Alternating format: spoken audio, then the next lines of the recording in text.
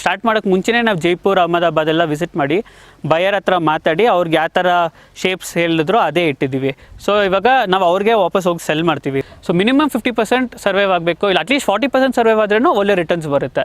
So ಅಷ್ಟು survive ಮಾಡಿಸ್ಕೊಂಡಾಗೆ ಕನ್ಸಿಸ್ಟೆಂಟಾಗಿ ನೋಡ್ಕೊಬೇಕಾಗುತ್ತೆ. 10,000 muscles ಹಾಕಿದ್ರೆ 50% survive ಆದರೆ 5,000 ಮಸಲ್ಸ್ ಸರ್ವೈವ್ ಆಗಿದೆ, ಒಂದರಿಂದ 2 ಪರ್ಲ್ ಬರುತ್ತೆ. So 10,000 pearls. ಸೊ 10,000 ಮಸಲ್ಸ್ ಹಾಕಿದ್ರೆ 10,000 ಪರ್ಲ್ಸ್ ಎಕ್ಸ್ಪೆಕ್ಟ್ ಮಾಡ್ಬೋದು. ಡೈಮೆನ್ಷನ್ ನೀವು ನೋಡಿದ್ರೆ 200/70 ಇದೆ. 2 lakh ಮಸಲ್ಸ್ವರೆಗೂ ಹಾಕ್ಬೋದು. ಏನಕ್ಕೆ ದೊಡ್ಡದಾಗಿ ಮಾಡ್ತಿದ್ದೀವಿ ಅಂದರೆ ಎಷ್ಟೊಂದು ಜನ ನಮ್ಮ ಜೊತೆ ಸೇರ್ಕೊಂಡು ಮಾಡಬೇಕು ಅಂತ ಹೇಳ್ತಾರೆ. ನಾವು ಸೇರಿ ಒಂದು 50,000 ಹಾಕ್ತಿದ್ದೀವಿ. ಸೊ ಅಪ್ ಟು 1.5 lakh ಮಸಲ್ಸ್ವರೆಗೂ ಇದರಲ್ಲಿ ಹಾಕ್ಬೋದು.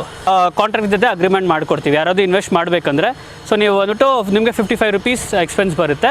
ಅವರು ಆ ಕಾಂಟ್ರಾಕ್ಟರ್ 115 ಬೈಬ್ಯಾಕ್ ಹಾಕ್ಕೊಡ್ತಾರೆ. ಪರ್ಲ್ಸ್ಗೆ ಯಾವಾಗಲೂ ಡಿಮ್ಯಾಂಡ್ ಇರುತ್ತೆ. ಒಳ್ಳೆ ಕ್ವಾಲಿಟಿ ಪ್ರೊಡ್ಯೂಸ್ ಮಾಡಿದ್ರೆ ಮಾರ್ಕೆಟ್ ಇದ್ದೇ ಇದೆ.